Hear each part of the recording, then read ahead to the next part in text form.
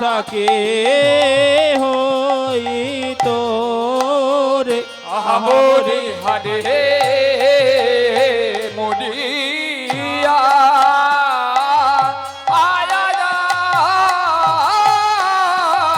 মরি রে ও কিয়া মরি রে ভাবনিধি গোড়া মরিয়া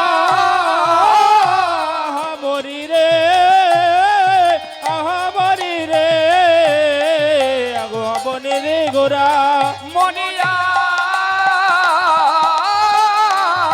মনি রে ও কিয়া মনি রে ভাবনিধি গোড়া মরিয়া আহা মরি রে আহা মরি রে ভাবনিধি গোরা মনিয়া মনি রে ও কিয়া মনি রে ভাবনিধি গোড়া মনিয়া মরি রে আহা মরি রে ভাবনিধি গো গোড়া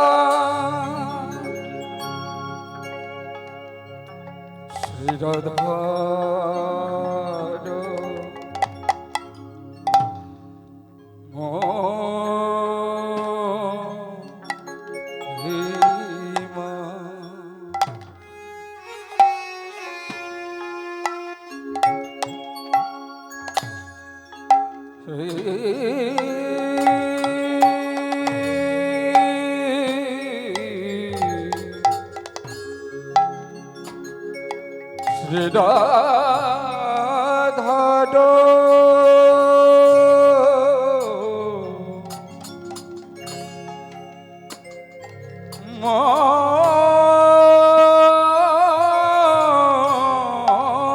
মহিমা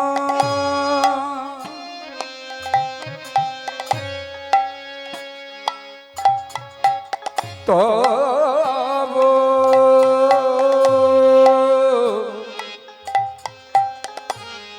প্রেম রস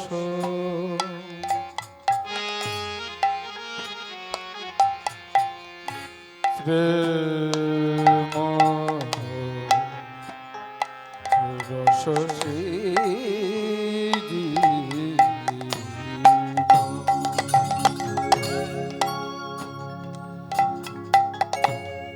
জগতে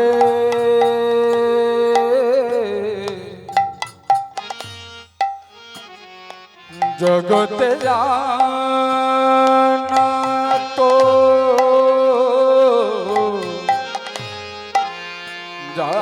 জানা তো কে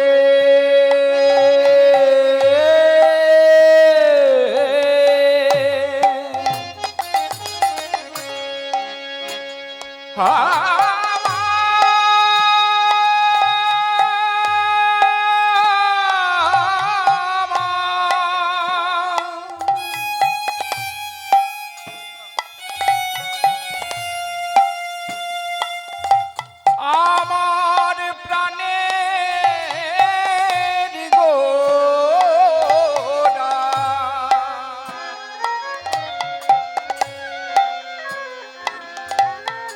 ওই ভাব নিধি গোড়া গোড়া যদি না আসিত বলো কে জানাত গো জানাত গো বলো কে জানাত গো জানাত গো সোনার গৌর যদি না আসিত বলো কে জানাত গো যদি না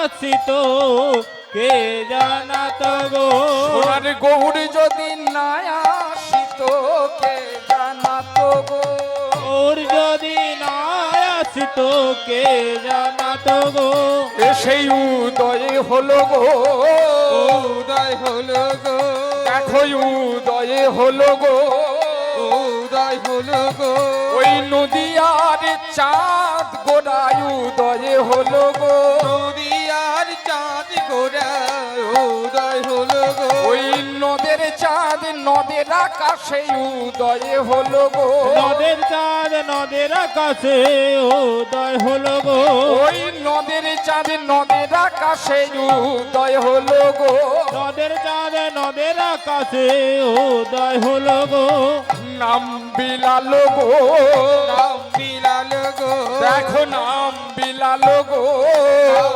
বিলাল গো জগজনের দাঁড়ে দাঁড়ে নাম বিলালো গো নবজনের দ্বারে দ্বারে নাম বিলালো গো ওই জগজনের দাঁড়ে দাঁড়ে নাম বিলালো গো নবজনের দ্বারে দ্বারে নাম বিলালো গো ওই কলির চাঁদ কলি যুগে নাম বিলালো গো চাঁদ কলি যুগে নাম বিলালো গো ওই শচী গর্ভে সিন্ধু মাঝে উদয় হলো গো সত্যিকার বা সিন্ধু মাঝে উদয় হলো গো ওই শচীর গর্ভ সিন্ধু মাঝে উদয় হলো গো সত্যিকার বা সিন্ধু মাঝে ওই সংকীর্তনের পিতা হয়ে শচী গর্ভ সিন্ধু মাঝে সংকীর্তনে পিতা হয়ে সচিকার বা সিন্ধু মাঝে সংকীর্তনের পিতা হয়ে সচিকার বা সিন্ধু মাঝে পিতা হয়ে সচিকার বা সিন্ধু মাঝে পিতার পিতা হয়ে সচিকার বা সিন্ধু মাঝে ও সচিকার বা সিন্ধু মাঝে সংকীর্তনের পিতা হয়ে সচিকার বা সিন্ধু মাঝে ওই শচী গর্ভ সিন্ধু মাঝে উদয় হলো।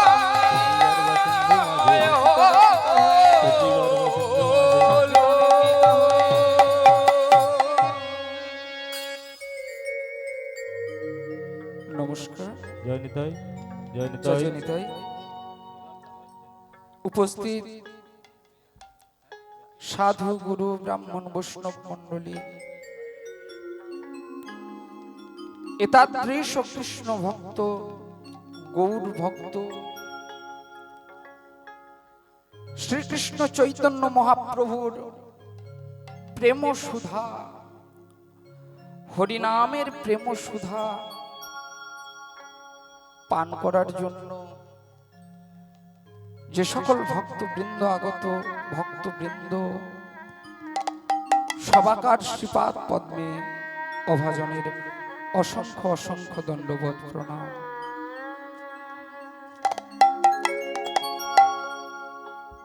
শ্রীকৃষ্ণ চৈতন্য মহাপ্রভু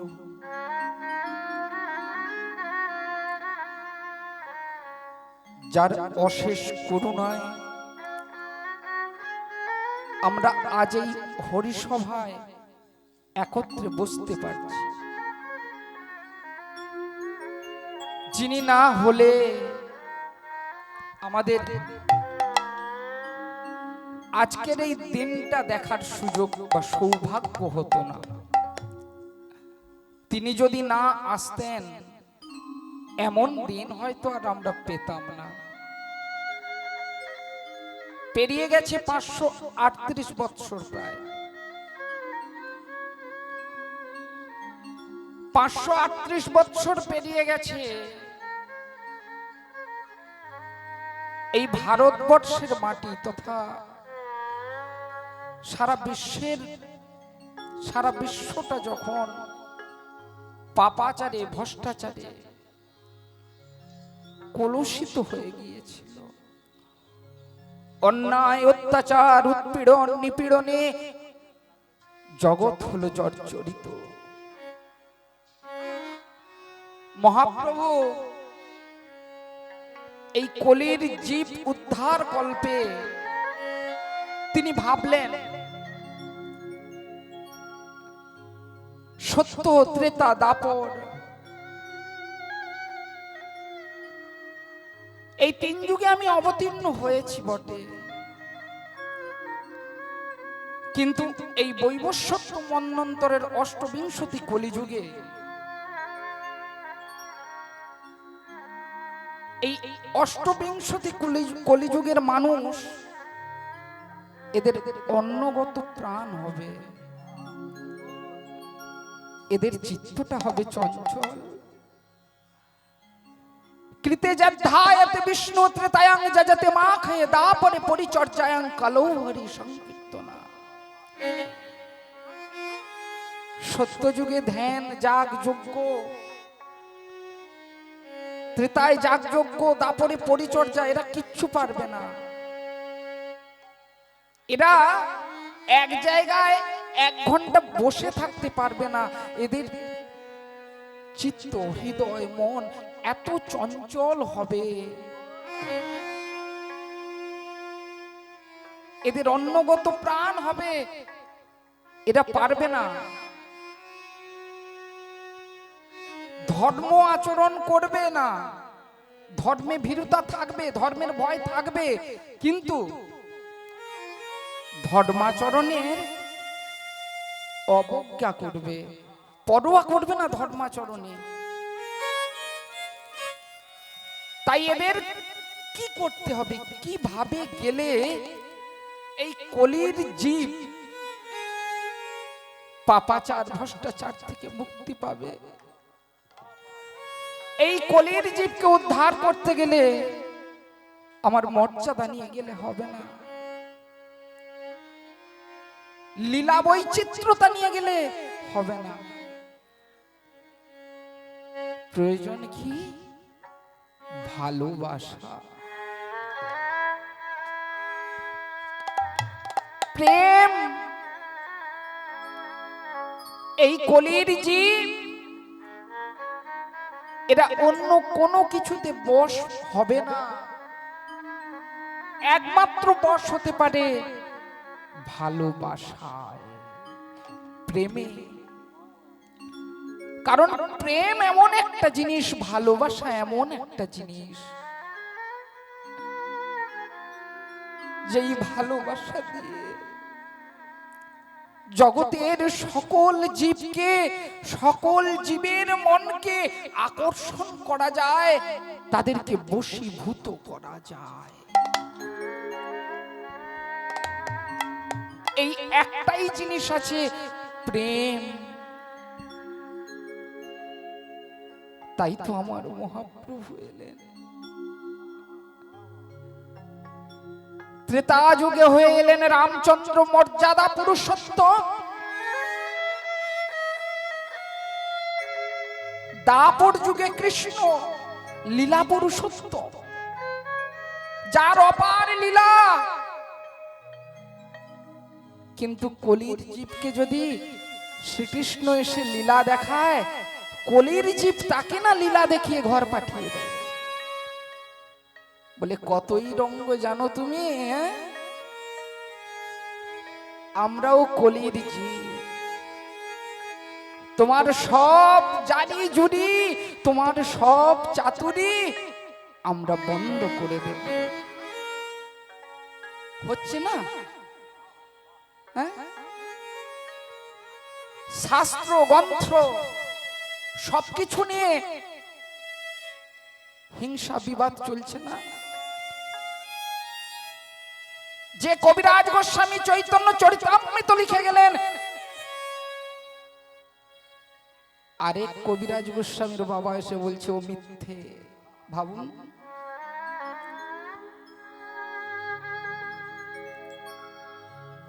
ভাবতে হবে।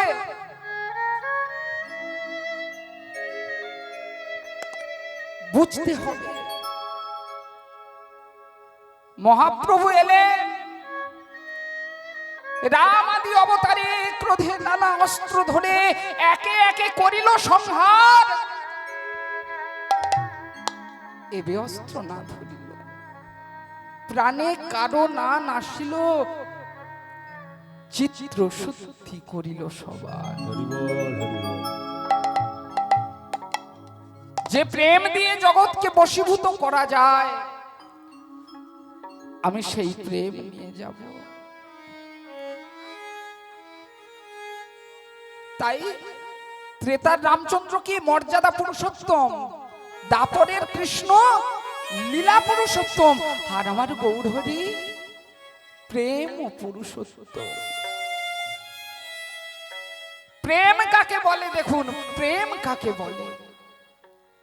এক উজ্জ্বল দৃষ্টান্ত রেখে গেলেন এই বাংলার বুকে। যার নয়নে প্রেম, বদনে প্রেম, দুটি হস্তে প্রেম, দুটি চরণে প্রেম, সর্বঙ্গ প্রত্যঙ্গে প্রেমময় হয়ে তিনি প্রেমময় বিগ্রহ হয়ে অবতীর্ণ হলেন এই কলির মাটিতে, শচী গর্ভ সিন্ধু মাঝে, নদিয়ার চাঁদ নবদ্বীপের আকাশে উদয় হলেন। কিন্তু বলুন তো মাগো, আকাশে যখন চন্দ্র ওঠে, সূর্য ওঠে, ওই চন্দ্র সূর্যের কিরণ আমাদেরকে দেয় না? চন্দ্রের কিরণ আমরা পাই, সূর্যের কিরণ আমরা পাই, কিন্তু ভেবে দেখুন তো, যদি কোনো ঘরে সূর্যের আলো না ঢোকে বা চন্দ্রের আলো না ঢোকে, বলছেন নদিয়ার আকাশে, এই বাংলার আকাশে উদয় হলো নদের চাঁদ, তথাপিও আমরা সেই চাঁদের কিরণ হতে বঞ্চিত হয়ে গেলাম বাবা। আমরা সেই চাঁদের কিরণ থেকে বঞ্চিত কেন? কিসের জন্য? তিনি তো প্রেমময় হয়ে এলেন, প্রেম দেবার জন্য এলেন, তাহলে তার কিরণের ছটা থেকে বঞ্চিত হলাম কিভাবে? বলছে হয়েছে। বলুন তো, আজ এই পশ্চিম বাংলা তথা সারা ভারতবর্ষের বুকে হাজারো হাজারো হরিসভা হয়, হয় না? লক্ষ লক্ষ ভক্তের সমাগম হয়। বলুন তো, বুকে হাত দিয়ে বলুন, পাপাচার, ভ্রষ্টাচার, অত্যাচার কমে গেছে? সমাজের বুক থেকে অন্যায় কমে গেছে? না, নিরন্তর উত্তর বৃদ্ধি প্রাপ্ত হচ্ছে। তাহলে সেই প্রেম আমরা পেলাম কোথা থেকে, নিলাম কি? তিনি তো প্রেম দিলেন বটে। হে কলির জীব,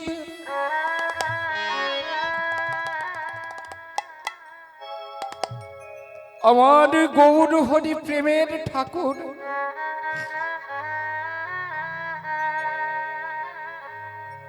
তিনি আমাদের জন্য প্রেম নিয়ে এলেন। কিন্তু হতভাগ্য কলির জীব আমরা তাদের চিনতে পারলাম না গো।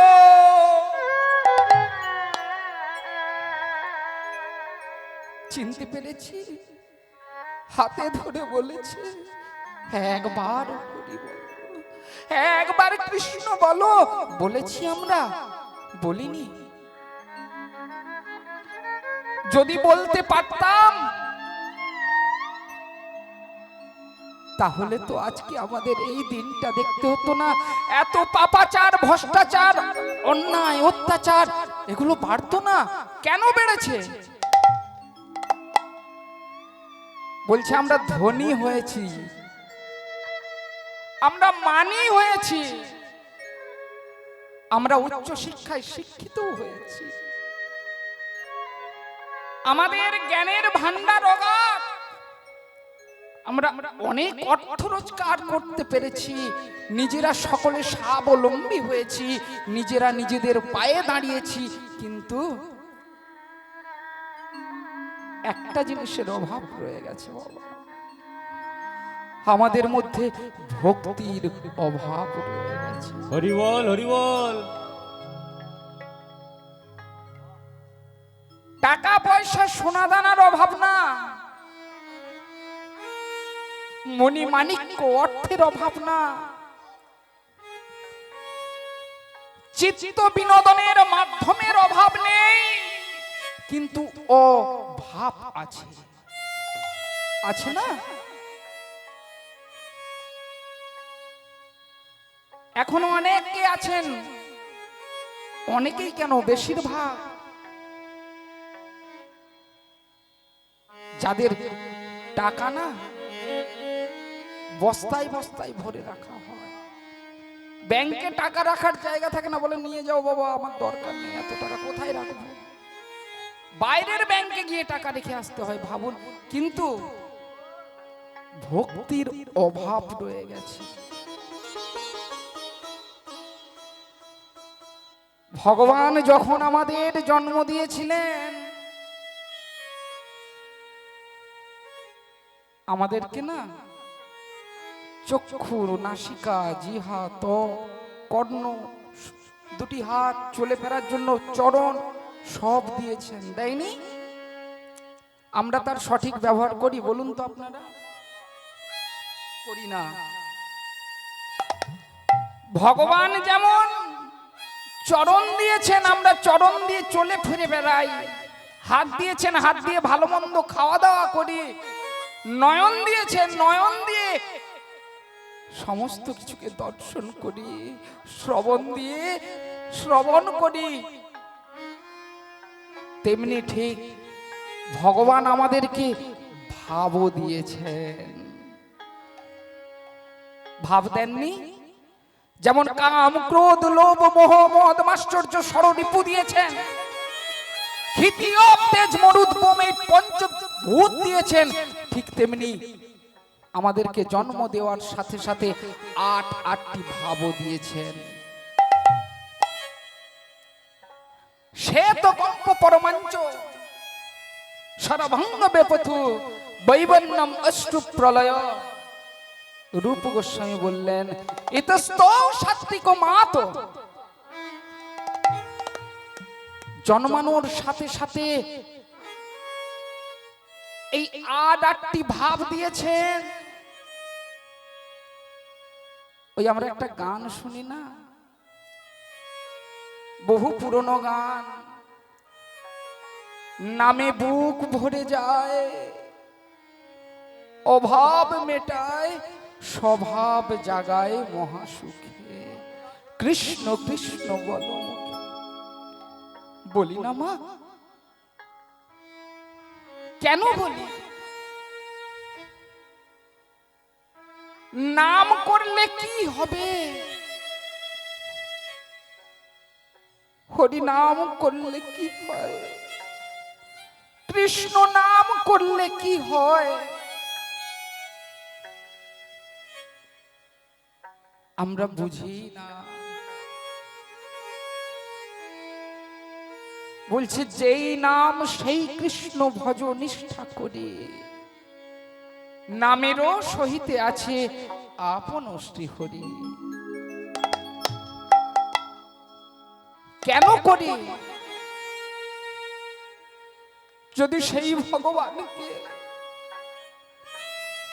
ওই কান্তিক মনে শুদ্ধ চিত্তে এই দেহ মন প্রাণ জীবন যৌবন দিয়ে যদি একবার তাকে নয়নের জলে ডাকা যায়, তাহলে কি হয় জানেন? বুক ভরে যায়। ভগবানের নাম করলে বুক ভরে যায়। কিসে? আনন্দে। আনন্দে বুক ভরে যায়।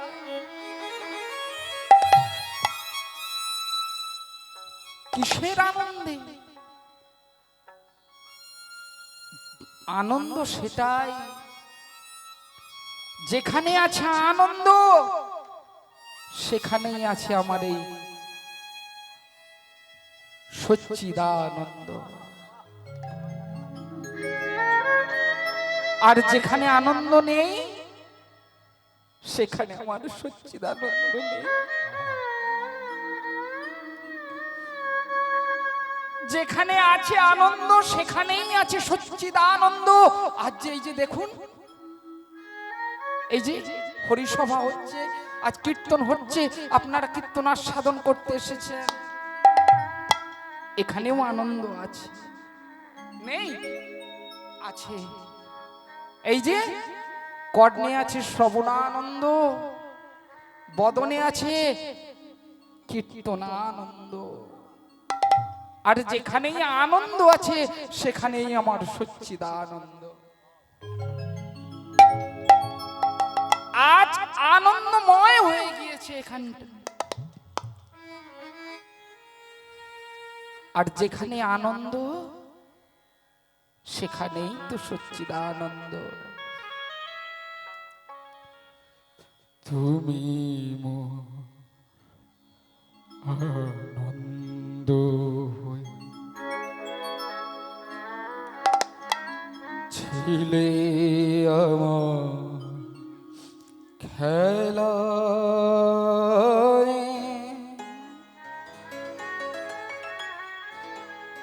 তুমি মোর নন্দ হয়ে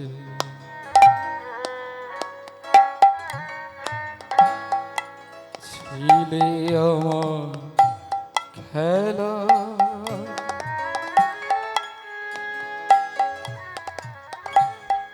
আনন্দে তাই ভুলে ছিলে, কেটেছে দিন হেলা, তুমি মোর আনন্দ হয়ে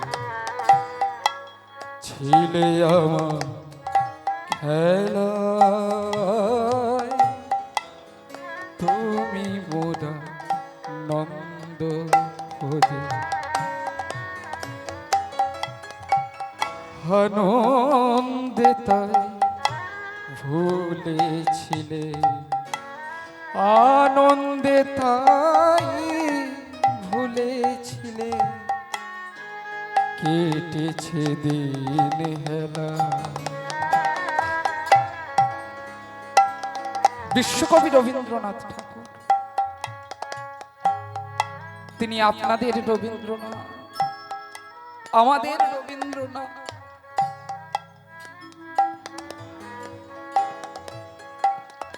তার জন্মটা কোথায়?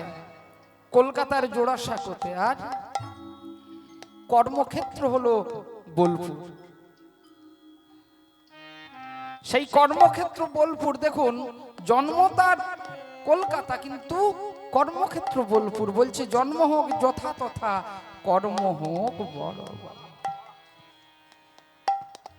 তিনি তার জীবনকালে যে আনন্দ, যে লেখনী আমাদের জন্য রেখে গেছেন, সারা জীবন চেষ্টা করলেও আমরা হয়তো আর পাবো না, আমরা আর পাবো না। তিনি তার লেখনী যা রেখে গেছেন আমরা পাবো না। তিনি তার গানের ভাষার মধ্যে কি বললেন? তুমি মোর আনন্দ হয়ে ছিলে আমার খেলায়। আমি যেদিন খেলছিলাম ছোটবেলায়, যেদিন ছোটবেলায় খেলছিলাম, খেলতে খেলতে আমার মনের মধ্যে যে আনন্দের সৃষ্টি হয়েছিল, তুমি সেই আনন্দ। তোমার গান গাইতে গাইতে আমার মনের মধ্যে যে আনন্দের উদ্বেগ সৃষ্টি হয়, গানটা আমার, কিন্তু এই গানের মধ্যে যে আনন্দ, এই গানের মধ্যে যে উদ্বেগ, তুমি আনন্দময় হয়ে আমাদের হৃদয়ে বসে রয়েছো। কি গো, বসে নেই?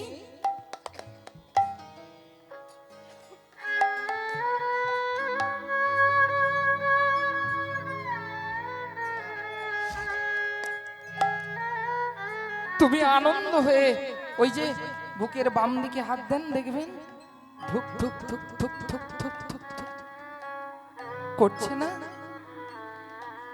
কে কে ধুক ধুক করছে?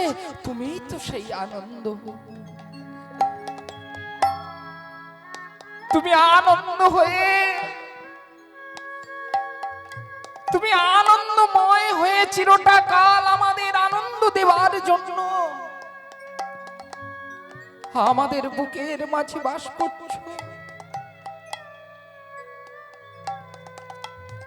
তুমি সচ্চিদানন্দ পরমাত্মা। আমার এই কেশাগ্রের শত ভাগের এক ভাগ, তারও সহস্র ভাগের এক ভাগ পরিমাণ তুমি।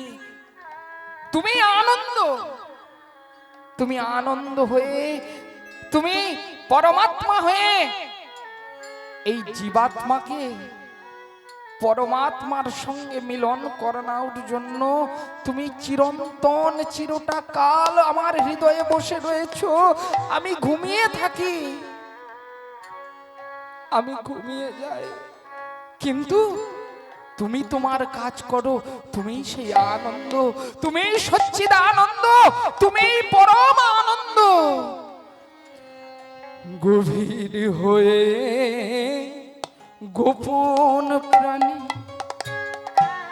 আমার সুখ দুঃখের গানে, গোপন হয়ে গভীর প্রাণে আমার দুঃখ সুখের গানে সুর দিয়েছো তুমি, গানে সুর দিয়েছো তুমি, এই গলায় সুর দিয়েছো তুমি। আমি তোমার গান তো গাইনি, আমার হিয়ার মাঝে লুকিয়েছিলে দেখতে আমি পাইনি তোমায়, দেখতে আমি পাইনি। আমার হিয়ার মাঝে লুকিয়েছিলে, দেখতে আমি পাইনি তোমায়, দেখতে আমি পাইনি। আসলে আমরা দেখার চেষ্টাই করিনি, আমরা দেখার চেষ্টা করিনি। তিনি আছেন, তিনি চিরন্তন, তিনি নিত্য, আমরা বুঝতে পারিনি। তিনি আনন্দ হয়ে আমাদের মধ্যে চিরটা কাল রয়েছেন, আমরা বুঝতে পারিনি। কেন বুঝতে পারিনি? আমরা কাজ করি, কিন্তু কাজের যে আসল উদ্দেশ্য, আমরা উদ্দেশ্যটা জানি না। আমরা অনেক কর্ম করি, সৎকর্ম করি, অসৎ কর্ম করি, কিন্তু কর্মের যে একটা উদ্দেশ্য থাকে বাবা, সেই উদ্দেশ্যটা আমাদের জানা হয়ে। এই যে আপনারা বেড়াতে যান, কেন বেড়াতে যান? ধরুন পুরী গেলেন, নবদ্বীপ গেলেন, বৃন্দাবন গেলেন, কেন যাই? অনেকে বলে বেড়াতে যাই। বেড়াতেই কি যাওয়া হয়? হ্যাঁ, এখানকার মায়েরা জানে উদ্দেশ্যটা ঠিক করতে হবে। অনেকে বলে বেড়াতে যাই, বলছে বাবা দীঘা যাওয়া আর নবদ্বীপ যাওয়া কি এক হলো গো? অনেকে নবদ্বীপ ধাম গিয়ে ওই যা হোক মন্দিরের চূড়াখানা দেখেই হয়ে গেছে, চলো এবারে হোটেল ফোটেলের খোঁজ খবর নাও, কোথায় থাকা যায়, কি ব্যাপার, কি বৃত্তান্ত। হোটেল দেখেই মেতে যায়। পুরী ধামে গেলে, যেই পুরী ধামে সাক্ষাৎ শ্রীকৃষ্ণ বিরাজ করছেন, আমরা তার দর্শনে যাই না, আগে কোথায় যাই? আগে সমুদ্র তীরে ঢেউ খেতে যাই। রাধে রাধে। উদ্দেশ্যটা ঠিক করতে হবে। আজও শুনেছি নবদ্বীপের মাটিতে সেখানে নাকি নিত্য নিত্য নিত্য মহাপ্রভু লীলা করেন, সেই বৃন্দাবনের লীলা স্মরণ করে।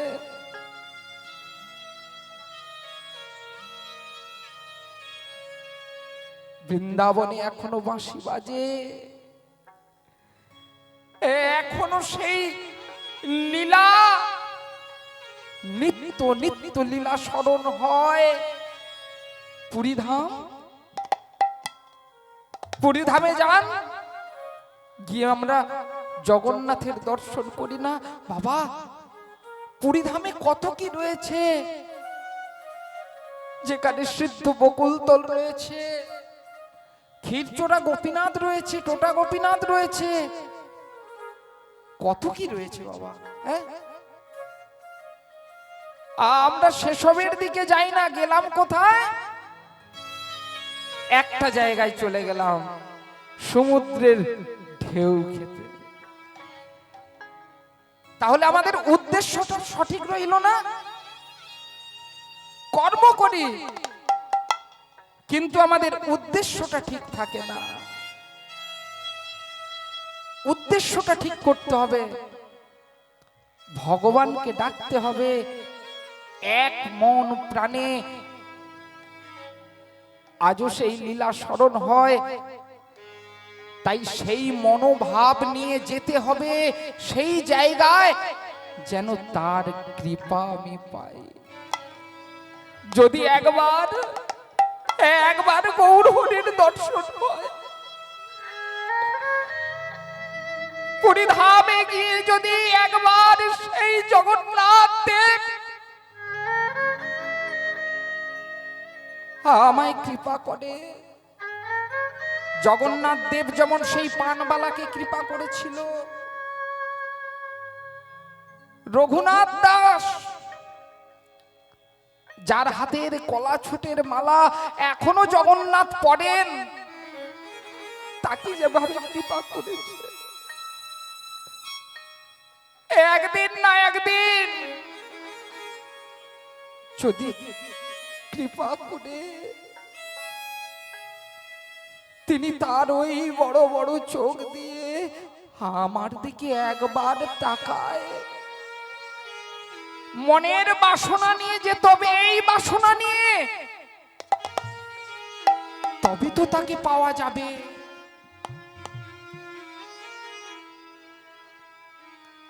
তবে ভগবানের জন্য যে আকুতি মিনতি, এটা আমরা পেলাম কোথা থেকে? মহাপ্রভু যদি না আসতেন আমরা পেতাম না। এই যে ভগবানের প্রতি অন্তরের অনুভূতি কে জাগিয়েছে? মহাপ্রভু জাগালেন। এই যে আমরা ঘরে ঘরে যুগল সেবা করি, কে এনে দিলেন? এ তো দক্ষিণ ভারতে ছিল, মহাপ্রভুই এনে দিলেন। মহাপ্রভু ছাড়া আজ আমরা এই হরি সভায় বসে, এক জায়গায় বসে অন্তত এই হরি নাম সংকীর্তন সাধন করতে পারতাম না। কারণ তখনকার দিনে যে মারামারি কাটাকাটি হানাহানি, হ্যাঁ, হরিনাম করলেই এই বেটা হরিনাম করে পাষণ্ড, একে ধর বন্দি বানায়।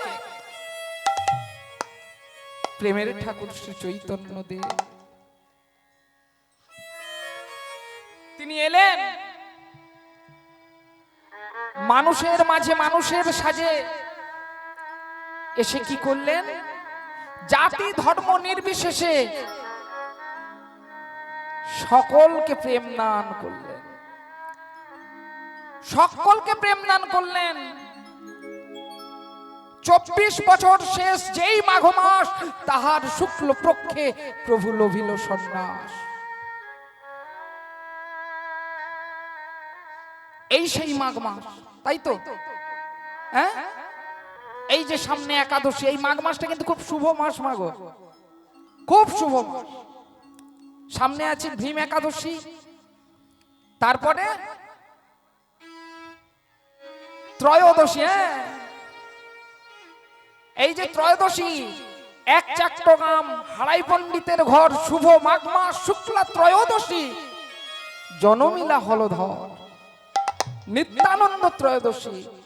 আরো কি আছে? পঞ্চমী গো পঞ্চমী, বসন্ত পঞ্চমী, সরস্বতী পুজো, আর অদ্বৈতের সপ্তমী। তবে আপনারা এই মাসটাকে চয়ন করেছেন, আমার খুব ভালো লাগলো জানেন।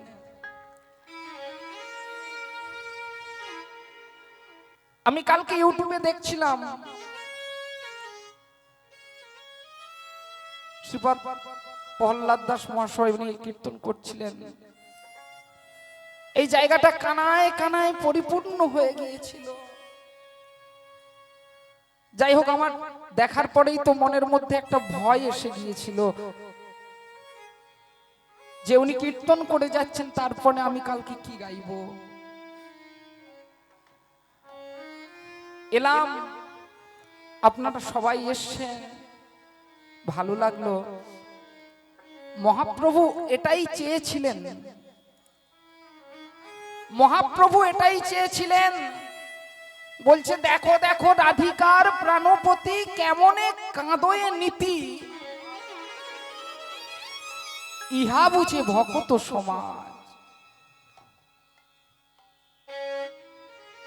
গৌর হরি অবতরী প্রেমেরও বাদর করি, মিটাইল আপন নিজ কাজ। দেখো দেখো রাধিকার প্রাণপতি কেমনে কাঁদয়ে নীতি, ইহা বুঝে ভক্ত সমাজ। সেই ভক্ত সমাজ আপনারা আজ একত্রিত হয়েছেন। মহাপ্রভু তো এটাই চেয়েছিল, এমন একটা সমাজ তৈরি করতে, যে সমাজে না থাকবে জ্বালা যন্ত্রণা, না থাকবে দ্বন্দ্ব, হিংসা, মারামারি, কাটাকাটি, কিচ্ছু থাকবে না। থাকবে শুধু প্রেম আর প্রেম আর প্রেম।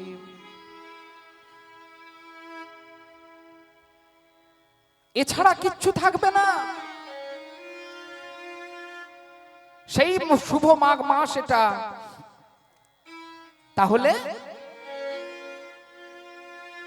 সেইভাবেই ভজতে হবে, ভগবানকে ডাকতে হবে। আজ পদকর্তা কি বললেন? গোড়া যদি না আসিত কি মেনে হইতো, কেমনে ধরিতাম দে। রাধারও মহিমা প্রেম রস সীমা, জগতে জানাতো কে? এই রাধারানী কে? কে জানাতো? বলছে রাধারানী হলো রাধা কৃষ্ণ প্রণয় প্রকৃতির লাধিনী শক্তির সমা। রাধা কৃষ্ণ প্রণয় অর্থাৎ প্রণয় কথার অর্থ কি? প্রেম। বিকৃতি মানে বিকার। বিকৃতি কথার হলো বিকার, বিকারের অর্থ। বিকার মানে কি না, কোনো কিছুর স্বরূপটা এক থাকবে কিন্তু রূপের পরিবর্তন হবে। স্বরূপ এক থাকবে কিন্তু রূপের পরিবর্তন হবে, তাকে বলছে বিকার। যেমন সোনা দেখেছেন, সোনার ধরুন আপনার কাছে একটা সোনার বালা রয়েছে, ওই বালাটাকে গড়িয়ে ভাঙিয়ে একটা স্যাঁকড়ার দোকানে গিয়ে ওই বালাটাকে ভাঙিয়ে আপনি একটা আংটি তৈরি করলেন, সোনা কি রূপো হয়ে যাবে গো? সোনা সোনাই থাকবে, শুধু রূপের পরিবর্তন হলো। যেমন দেখুন, দুই আত্মা এক প্রাণ, কে দেখতে হলে নবদ্বীপে যান, গৌর হরি। আর একই আত্মা দুই দেহ, আমার রাধা কৃষ্ণ যুগল। রাধা কৃষ্ণ একই আত্মা, বহু দেহ ধরি অগণ্যে বিলাস রস আস্বাদন করি। সেই দুই এক এবে চৈতন্য গোসাই ভাবো। তাই বললেন মহাজন, সেই গোরা এসেছে গো, এসেছে মধুর বৃন্দা বিপিন মাধুরী মধুর বৃন্দা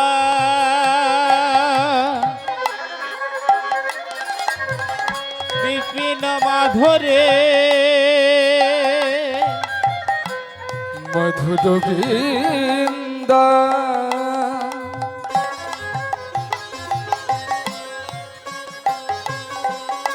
বিপিন মাধুরী মধুর বৃন্দা বিপিন মাধুরী তাতে প্রবেশ প্রবেশ প্রবেশ চাতুরী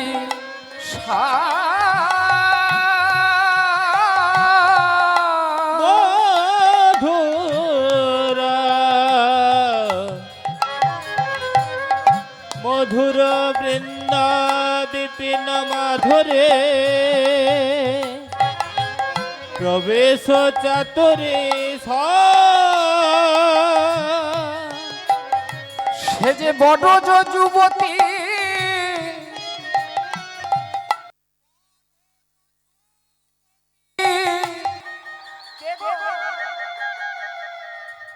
সে যে অষ্ট সখীর শিরোমণি রমণী মুকুতা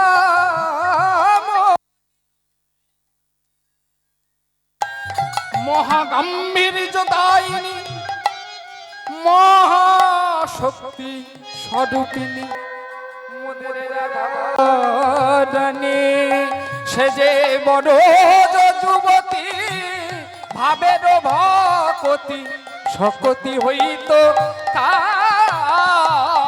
বড় যুবতী হবের ভকতি শকতি হইত নানা পাওয়া যেত না পাওয়া যেত না পাওয়া যেত না পাওয়া যেত না ওই রাধা বিনা প্রেম পাওয়া যেত না ওই রাধা বিনা প্রেম পাওয়া যেত না ওই রাধা বিনা প্রেম পাওয়া যেত না ওই রাধা বিনা প্রেম পাওয়া যেত না যে প্রেম প্রচারিল যে প্রেম প্রচারিল গৌর কাঁচা সোনা রাধা বিনা প্রেম পাওয়া যেত না যে প্রেম প্রচারিল কাঁচা সোনা রাধা বিনা প্রেম পাওয়া যেত না যে প্রেম নিয়ে করে জানা গোনা রাধা বিনা প্রেম পাওয়া যেত না যে প্রেম প্রচারিল গৌর কাঁচা সোনা রাধা বিনা প্রেম পাওয়া যেত না নিয়ে করে আনা গোনা রাধা বিনা প্রেম পাওয়া যেত না হলে হরি বলো মন রসনা রাধা বিনা প্রেম হরি বল মন রসনা রাধা বিনা প্রেম পাওয়া যেত না রাধা বিনা প্রেম পাওয়া যেত না বড় যুবতী ভাবের ভকতি শকতি হইত বড় যুবতী ভাবের ভকতি শকতি হইত বলছে রাধা বিনা প্রেম পাওয়া যেত না মহাপ্রভু নিয়ে এলেন আর কি বললেন ওই যে বললো না মধুর বৃন্দা বিপিন মাধুরী প্রবেশ চাতুরী সার কথাটা তখন দুবার বলে এড়িয়ে গেলাম বলছে প্রবেশ প্রবেশটা কি জিনিস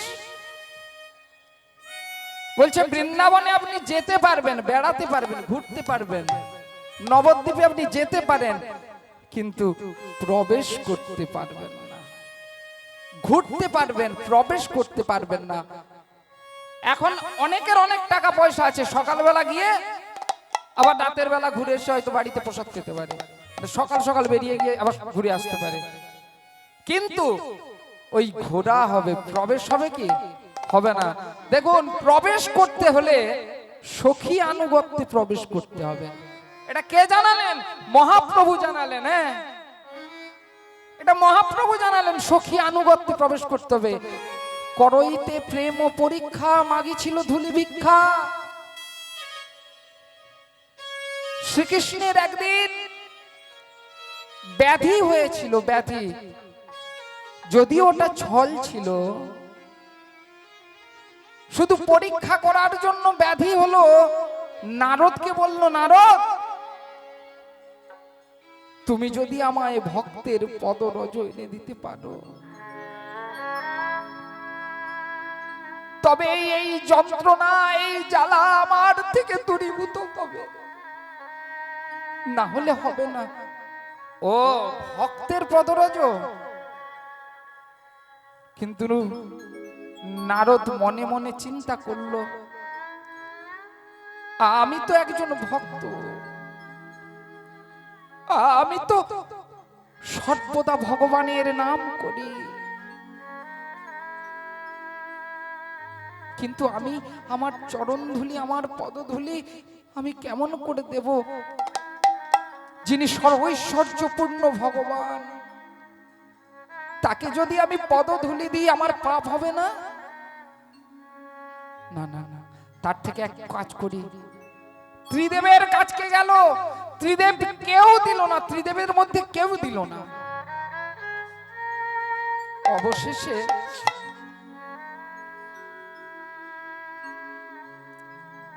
অবশেষে বৃন্দাবনে প্রবেশ করলেন। বৃন্দাবনের গোপীগণের কাছে এসে বলছে, হে ব্রজঙ্গনাগণ, তোমরা কি জানো, তোমরা কি জানো তোমাদের ওই রাখাল কানাই, ওই দুষ্টু কানাই, সে যে বড় অসুস্থ হয়ে পড়েছে, তার সর্বঙ্গে যন্ত্রণা আর যন্ত্রণা। ব্রজঙ্গনাগণ এই কথা শ্রবণ করা মাত্র স্তম্ভিত হয়ে গেল।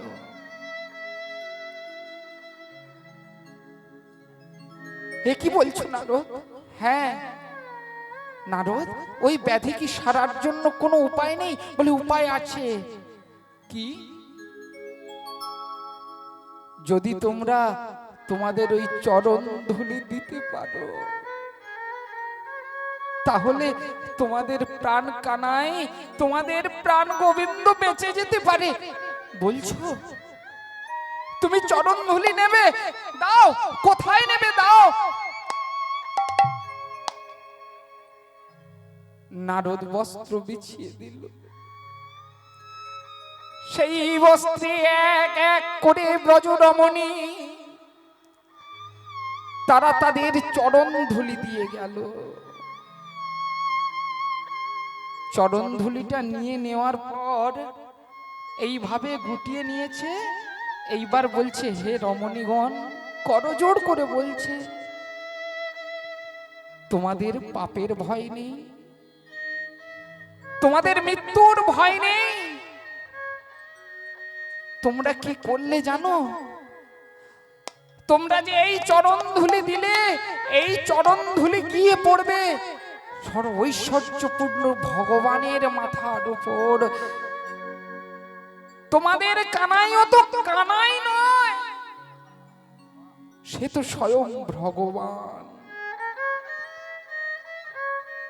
ব্রজঙ্গনাগণ সেদিন বলেছিল, নারদ, আমাদের দেহ মন প্রাণ সর্বস্ব তার। দেহ মন প্রাণ জীবন যৌবন সব তার। সেই কানাই যদি না থাকে, আমাদের এই জীবন, এই যৌবন কার জন্য? এই দেহে যদি সেই কানাই না থাকে, কৃষ্ণ না থাকে, এই দেহটার কোনো মূল্য আছে? যেদিন প্রাণ পাখিটা উড়ে যাবে ফুরুক করে, সেই দিন কিসের অহংকার, কিসের গর্ব? তাই কি করতে হবে জানো? আমি জানি ভগবানকে ডাকলে না পাওয়া যায়। আমি জানি ডাকলে তারে পাওয়া যায়। আমি শুনেছি কানে তারে ডাকলে নাকি পাওয়া যায়, শুনেছি কানে তারে ডাকলে নাকি ডাকার মতো ডাকলে নাকি পাওয়া যায়। শুনেছি কানে তারে ডাকলে নাকি পাওয়া যায়, শুনেছি কানে তিনি নাকি দয়াল হরি।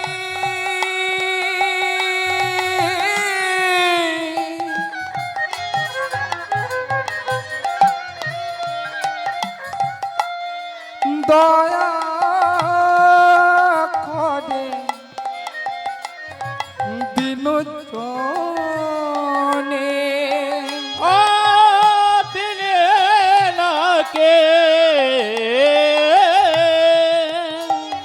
দয়াল হরি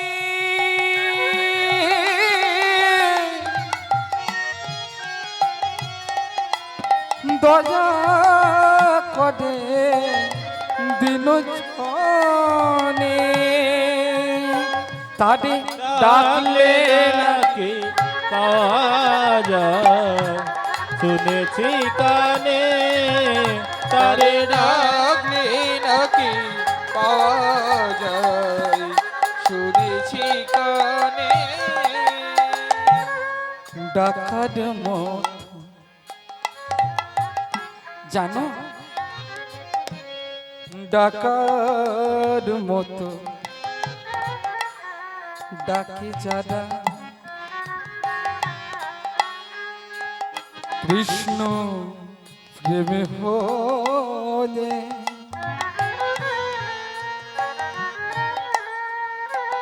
হাত হারা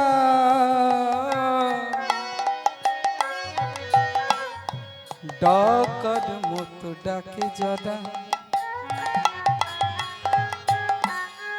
কৃষ্ণ প্রেমে হলে, আত্ম হারা। সবাই ডাকলে ভগবান সাড়া দেয় গো, দেয়? আমি ডাকলে ভগবান সাড়া দেবে? তাহলে তো কত কীর্তন করে বেড়াচ্ছি, কই আজও তো দেখা দিল না। সবাই ডাকলে সাড়া দেয় না, কার ডাকে সাড়া দেয়? যার নয়নে বহে, যার নয়নে বহে প্রেমের ধারা, নয়নে বহে প্রেমের ধারা। ওই মন সপে, এই প্রাণ সপে গোবিন্দের চরণে। ধরো ধরো কে আছে, ধরো ধরো চরণ ধরো, কে আছে কোন দয়াল কে আর আছে, অপুন পুন শ্রী গৌরাঙ্গের গুণ, অপুন পুন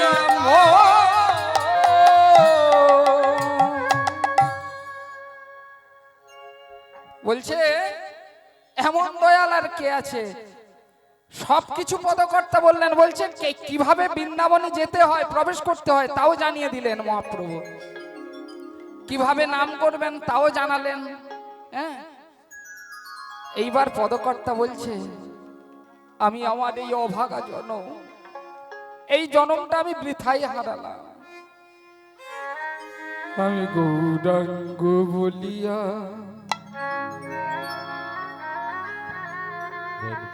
নাগেনু গলিয়া কেমনে সাধন হবে সিদ্ধি। আমি গৌরাঙ্গ বলিয়া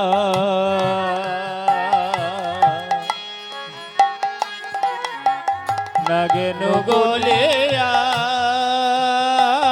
হবে কেমনে সাধন সিদ্ধি। ওই বাসু ঘোষ হইয়া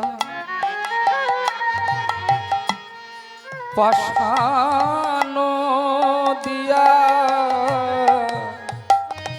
ওই বাসু ঘোষ হইয়া পাষাণ দিয়া কেমনে গড়েছে বিধি গো, কেমনে গড়েছে।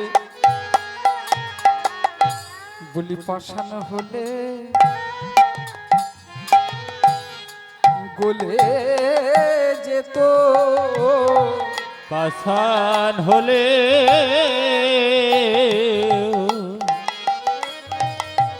গলে যেত। বলি কৃষ্ণ নামে পাষাণ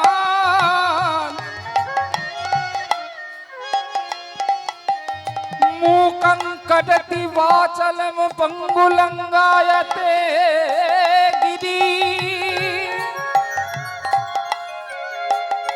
जत कृपा तमं वंदे परमानंद माधव। যে নামে বোবা কথা বলে খোড়া পাহাড় চড়ে যায়, পাষাণ গলে যায়।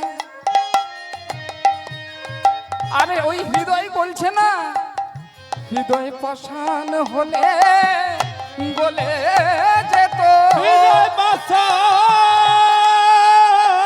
হলে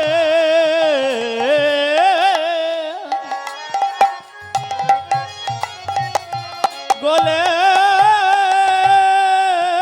যেত। বলি কত পাষাণ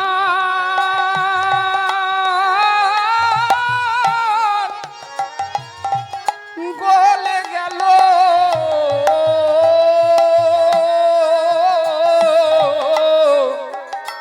হৃদয় পাষাণ হলে গলে যেত। ওই না কত পাষাণ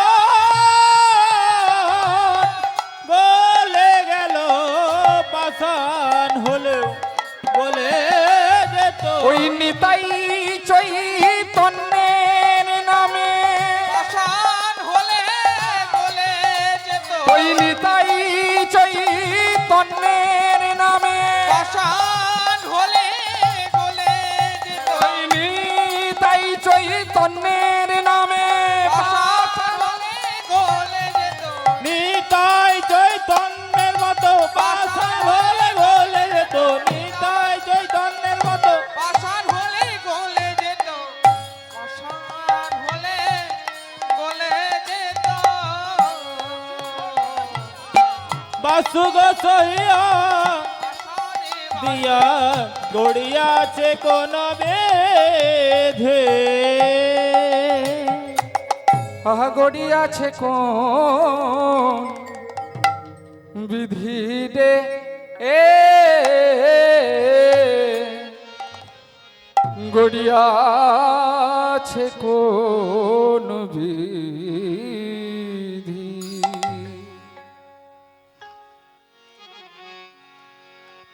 শ্রী গোবিন্দ গোপীনাথ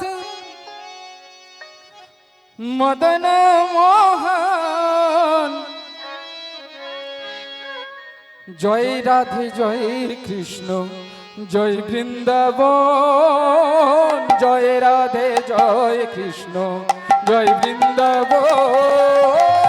শ্রী গোবিন্দ গোপীনাথ মদন মোহন, জয় রাধে জয় কৃষ্ণ জয় বৃন্দাবন, জয় রাধে জয় কৃষ্ণ জয় বৃন্দাবন। শ্রী গোবিন্দ গোপীনাথ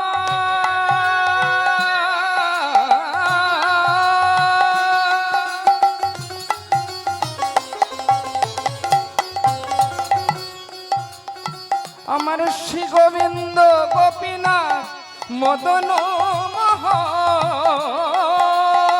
শ্রী গোবিন্দ গোপীনাথ মদন মোহন। জয় রাধে জয় কৃষ্ণ জয় বৃন্দাবন, জয় রাধে জয় কৃষ্ণ জয় বৃন্দাবন।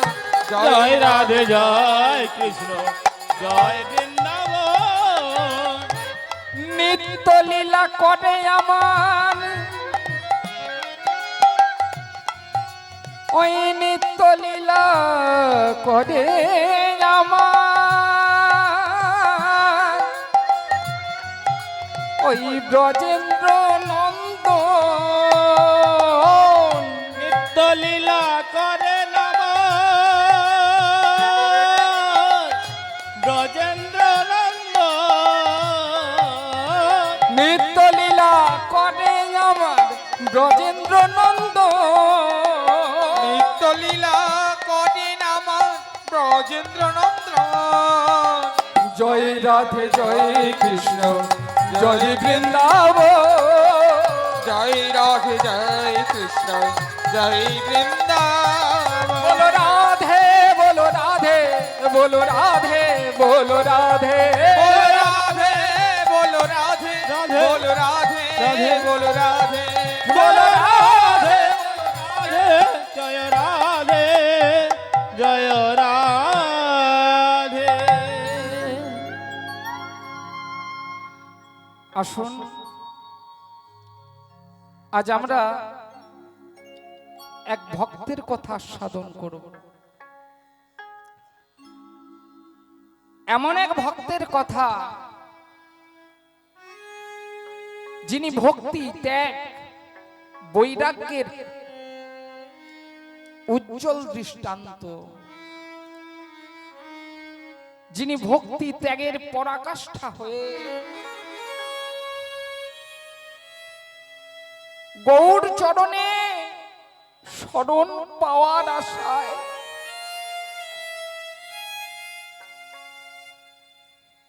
ন জনং ন ধনং ন সুন্দরী কবিতা মম জন্ম জন্ম নিঃস্বরে ভবতার ভক্তি অহৈত কীর্তয়।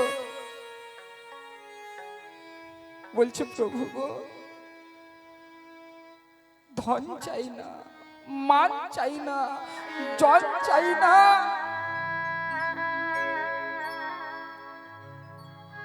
টাকা পয়সা গাড়ি বাড়ি কিচ্ছু চাই না, চাই শুধু তোমার চরণে অচলা ভক্তি চাই প্রভু।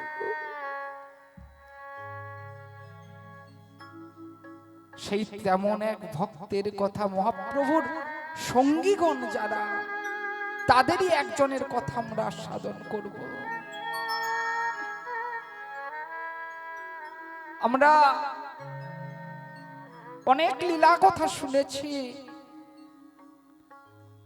কিন্তু এই সকল লীলাগুলো আমাদেরকে শুনতে হবে, জানতে হবে।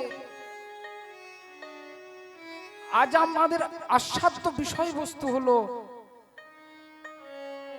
শ্রীপাদ রূপ গোস্বামী, ভুল বললাম, রঘুনাথ দাস গোস্বামী।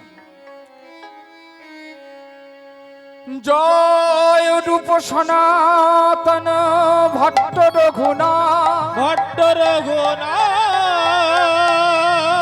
শ্রীজীব গোপাল ভট্ট দাস রঘুনাথ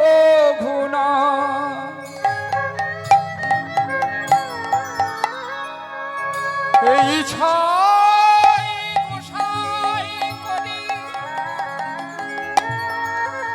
চরণ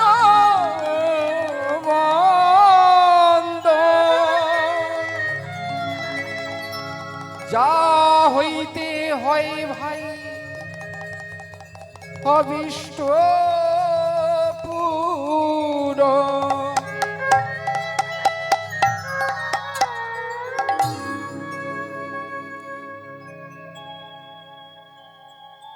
সেই রঘুনাথ দাস গোস্বামীর কথা আজ আমরা আস্বাদন করব। এই যে বললাম জয়রূপ সনাতন, একজন গোসাইকে রূপ গোস্বামী, সনাতন গোস্বামী, জয়রূপ সনাতন ভট্ট রঘুনাথ, রঘুনাথ ভট্ট, রঘুনাথ দাস না বাবা, ভট্ট রঘুনাথ, শ্রীজীব গোপাল ভট্ট, শ্রীজীব গোস্বামী গোপাল ভট্ট, দাস রঘুনাথ। এই যে 6 নম্বর বললাম দাস রঘুনাথ, এই রঘুনাথ দাস গোস্বামীর কথা আজ আমরা আস্বাদন করব। কোথায়? হুগলি জেলা আদি সপ্তগ্রাম। যেই আদি সপ্তগ্রামে আমার রঘুনাথ দাসের জন্ম হয়েছিল। পিতার নাম কি? গোবর্ধন দাস। আর জ্যাঠামশাই হলেন হিরণ্য দাস। এই রঘুনাথ দাস তখনও জন্মগ্রহণ করেনি। হিরণ্য দাস, গোবর্ধন দাস এরা তখনকার দিনে হোসেন শাহের আমলে, মহাপ্রভুর আমলের কথা তো, কোটি কোটি টাকার মালিক। কল্পনা করা যাবে না, কল্পনাতে কোটি কোটি টাকার মালিক। হোসেন শাহকে মানে প্রত্যেক মাসে 20 লক্ষ স্বর্ণ মুদ্রা রাজস্ব দিতে হতো। ভাবুন, রাজ্য চালিয়ে রাজস্ব দিতে হতো রাজাকে 20 লক্ষ স্বর্ণ মুদ্রা, 20 লক্ষ টাকা না, স্বর্ণ মুদ্রা। ভাবুন তাহলে তাদের মাসিক আয় কতটা ছিল। তেমনি একজন রাজা হিরণ্য দাস, গোবর্ধন দাস জমিদার। তারা অর্থের অভাব নেই, টাকা পয়সার অভাব নেই, ধন সম্পত্তির অভাব নেই, গাড়ি বাড়ি সব রয়েছে, কিন্তু একটা অভাব, কোনো সন্তান আদি নেই। মাধবকে ডাকে, হে গোবিন্দ, এত অর্থ এত সম্পত্তি এসব নিয়ে কি হবে যদি না বংশে বাতি দেওয়ার মতো একটা প্রদীপ থাকে, একটা শক্তি থাকে, কি হবে?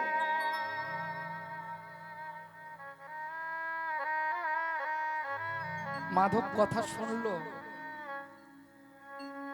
গোবর্ধন দাসের স্ত্রীর কোল আলো করে একটা সন্তান হলো।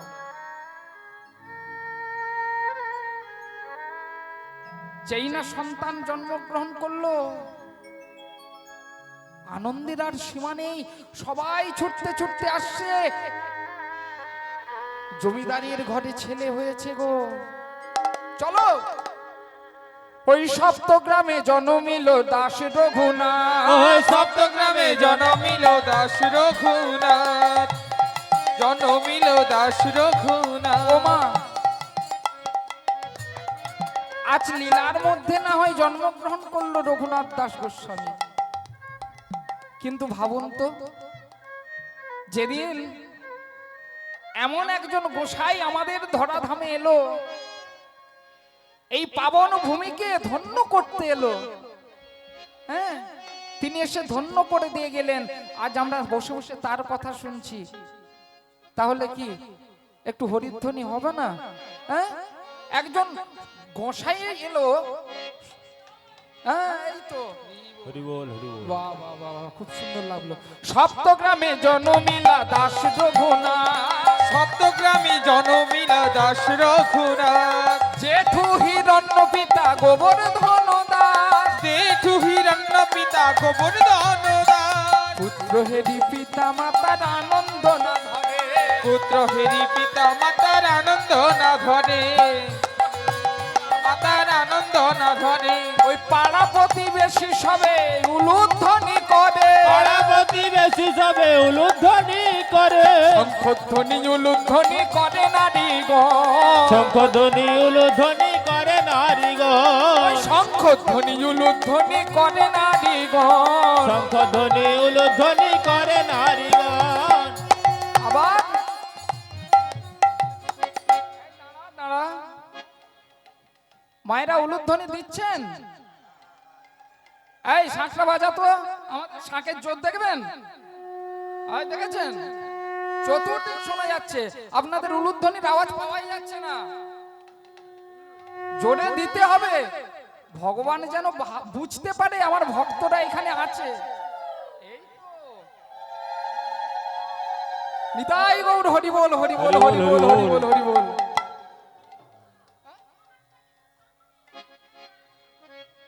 শুনতে পেলাম, ভগবানও শুনতে পেয়েছে বাবা, ভগবানও এখন বুঝতে পারলেন যে হ্যাঁ ভক্তরা এসেছে, আমার ডাক, আমার নাম শুনতে এসেছে ভক্তরা। তাই বললেন শঙ্খধ্বনি উলুধ্বনি করে নারীগণ, শঙ্খধ্বনি উলুধ্বনি করে নারীগণ, শঙ্খধ্বনি উলুধ্বনি করে নারীগণ। আবার কেহ কেহ বাহু তুলে বলে হরি বল, কেহ কেহ বাহু তুলে বলে হরি বল, হরি বল বলে রে, হরি বল বলো রে, বল বলে রে, হরি বল বলো রে। বলো হরি বল, হরি বল, হরি বল হরি বল, হরি বল, হরি বল, হরি বল হরি বল। আনন্দের উঠিল দোল, হরি বল, হরি বল, আনন্দের উঠিল রোল, হরি বল হরি ওই বল, আনন্দের উঠিল দোল, হরি বল, হরি বল, আনন্দে উঠির ওই রোল, নিতাই গৌর হরি বল, আনন্দে উঠির রোল, নিতাই গৌর হরি বল, আনন্দে উঠির রোল, নিতাই গৌর হরি বল, আনন্দে উঠির রোল, নিতাই গৌর হরি বল, আনন্দে উঠির রোল। হরি বল হরি বল, হরি বল হরি বল। সবাই আনন্দ করছে। আর জমিদারের ঘরে সন্তান হয়েছে, সবাই এলো কিছু না কিছু উপঢৌকন নিয়ে। আপনারাও তো এসেছেন, কি এনেছেন? হ্যাঁ, কিছুই আনেননি?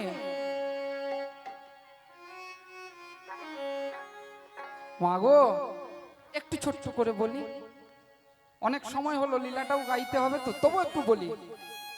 বলছে কখনো রাজ দর্শনে, গুরু দর্শনে, কোনো বৃদ্ধ অসুস্থ কাউকে দর্শন করতে গেলে, কিংবা হরি সভায় হরি কথায় এলে খালি হাতে আসতে নেই।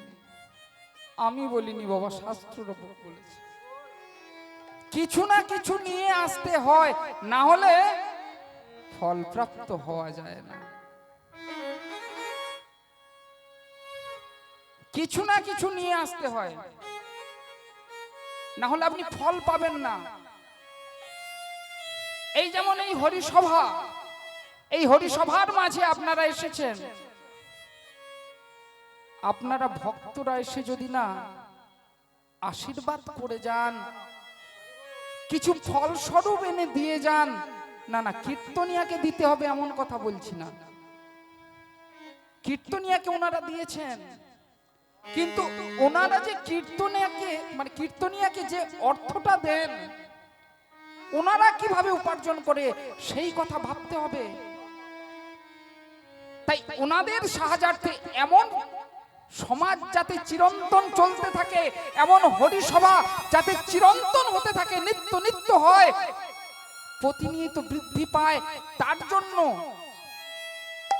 আপনারাই তো পারেন। বলেছিলাম না, ইহা বুঝে ভক্ত সমাজ, সেই ভক্ত সমাজ আপনারা যদি কিছু না দিয়ে যান, তাহলে এই হরিসভা চলবে কি করে? আস্তে আস্তে বন্ধ হয়ে যাবে। সামনে আমি দেখছিলাম, এসেই দেখছিলাম এক বিশাল মন্দির তৈরি হচ্ছে বাবা।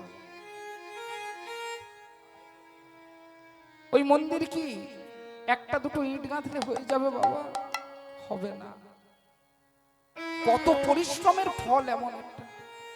তবে মহাপ্রভু আপনাদের কৃপা করেছেন, এই গ্রামকে কৃপা করেছেন, যে কারণে আজ এমন হরিসভার আয়োজন করতে পেরেছেন, এমন মন্দির তৈরি করতে পারছেন। তবে এ তো আপনাদের কৃপা বিনা সম্ভব না। তবে আপনারা কৃপা করবেন, কিছু দান দক্ষিণা দিয়ে যাবেন, খালি হাতে যেতে নাই। এলাম প্রসাদ খেলাম চলে গেলাম, কিছু দিয়ে গেলাম না, অন্যায় হয়ে যাবে, লাভের থেকে ক্ষতি হয়ে যাবে বেশি। যাই হোক, এসব নিয়ে বেশি বলবো না।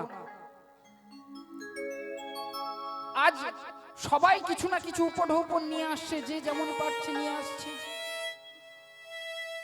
জমিদারের ছেলে তো, উপহারের কি দরকার? এদিকে হিরণ্যদাস চিৎকার করে উঠলো, গোবর্ধন, আমার তো সন্তানাদি হলো না, তোর যখন সন্তান আছে ওই সন্তানকে আমি আমার মতো করে মানুষ করব, আমার জমিদারির দেখভাল করব, ওই সন্তান ওকে আমার মতো করে মানুষ করব। ঠিক আছে, তাই হবে দাদা। তাহলে এক কাজ কর, ওকে গুরু গৃহে পাঠিয়ে দিতে হবে, সঠিক সময় ওর শিক্ষার ব্যবস্থা করতে হবে। ধীরে ধীরে বড় হলো, আজ ৫ম বৎসরের রঘুনাথ দাস। এইবার হিরণ্য দাস গোবর্ধন দাস মিলে যুক্তি করছে, বাবা দাদা, ছেলেটার তো দেখতে দেখতে ৫ বছর বয়স হয়ে গেল। সর্ষের পুটুলি দেখেছেন? একটা পুটুলিতে বা একটা ঠোঙায় যদি সর্ষে রাখা হয় বেশ সুন্দর থাকবে।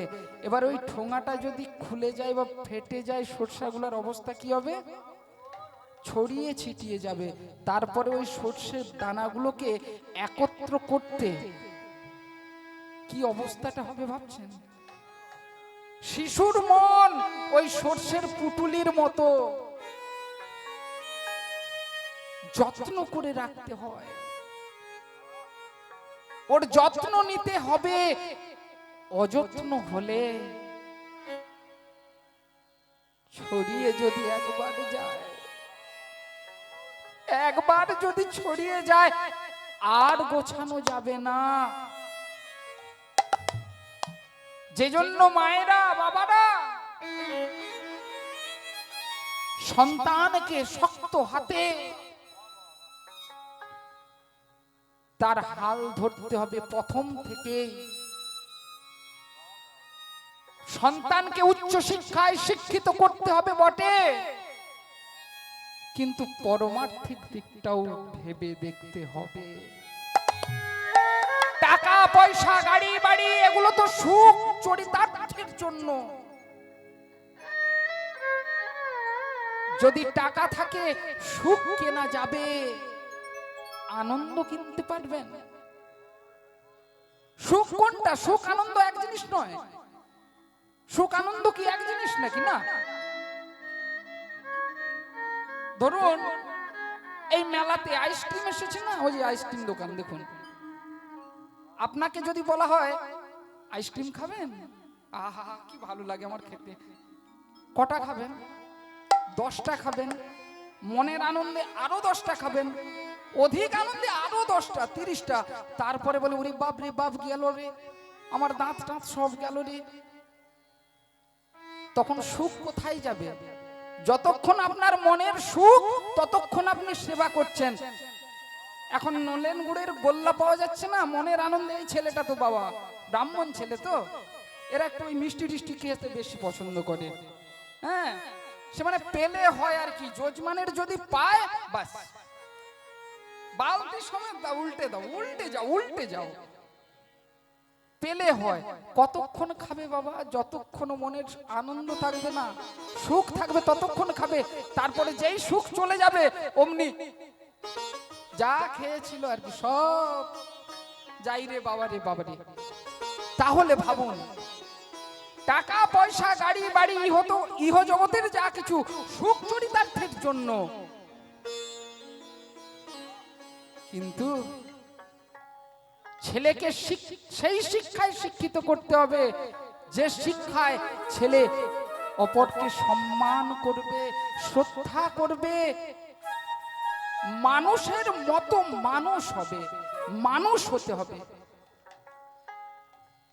শুধু অর্থ উপার্জন করে রোজগারের মেশিন তৈরি হলে হবে না, ভাবতে হবে কথাগুলো, কথাগুলো ভাবতে হবে, বুঝতে হবে। আজ রঘুনাথ দাসকে নিয়ে চলে গেল কোথায় না গুরুদেবের গৃহে। কার কাছে না? গুরুদেব বলরাম আচার্যের কাছে নিয়ে গেলেন। তবে রঘুনাথ দাস জানেন তো, ছোটবেলা থেকেই না একটু ভক্তি তার বেশি, যেখানেই কৃষ্ণ কথা হরি কথা হয় সেদিকেই ছুটে চলে যায়। আর যেই না গুরুদেব দরজার সম্মুখে দাঁড়িয়ে রয়েছে, আর এদিকে পালকি করে রঘুনাথ দাসকে নিয়ে এসেছে তার বাবা জ্যাঠা সবাই। এবারে যেই না পালকি থেকে রঘুনাথ দাস নেমেছে, অমনি যেই না গুরুদেবকে দর্শন করেছে, গুরুদেবকে চিনত। কেন? বলরাম আচার্য হলো ওই রাজবাড়ির কুল পুরোহিত, তাই রঘুনাথের তাকে চিনতে দেরি হয়নি। আর তাকে যখন গুরু রূপে পেয়েছে, তার মনে তো আর আনন্দের সীমা নেই। যেই না গুরুদেবকে দর্শন করেছে, অমনি ছুটে গিয়ে চরণে আছড়ে পড়ে বলছে, শ্রী গুরু চরণ